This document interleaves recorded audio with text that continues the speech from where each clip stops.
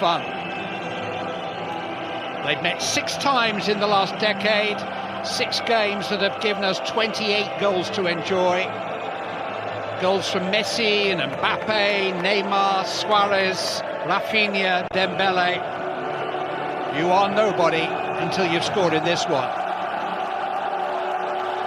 And talking of Ousmane Dembele, 12 of the top 20 names in the Ballon d'Or voting came from one of these 2 clubs, including 5 of the top 6. And while sadly Rafinha and Dembele are watching on with the rest of you tonight, it is still a stellar cast list for a show fit for a final. And nothing to say they won't be lining up side by side in Budapest next May.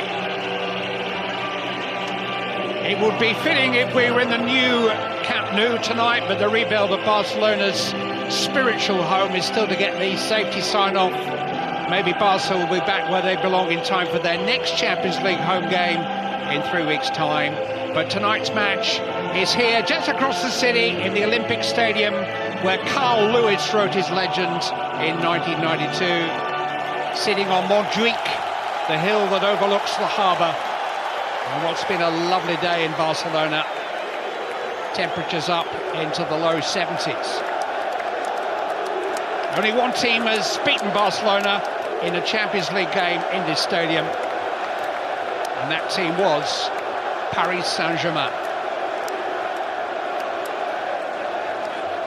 Some of the most famous and fated names in the European game are missing from the 2 lineups, but let's talk about who is here. Wojciech Szczesny is Barcelona's 3rd choice keeper. He retired last year. Eric Garcia is preferred to Ronald Araujo in defence.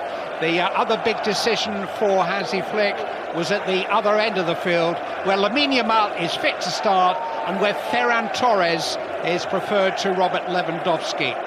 Alejandro Balde has missed the last 4 weeks, but he is back on the bench alongside the young US keeper at the top of that list, number 31, Diego Kochen. Michael Oliver from the northeast of England is the on-field referee.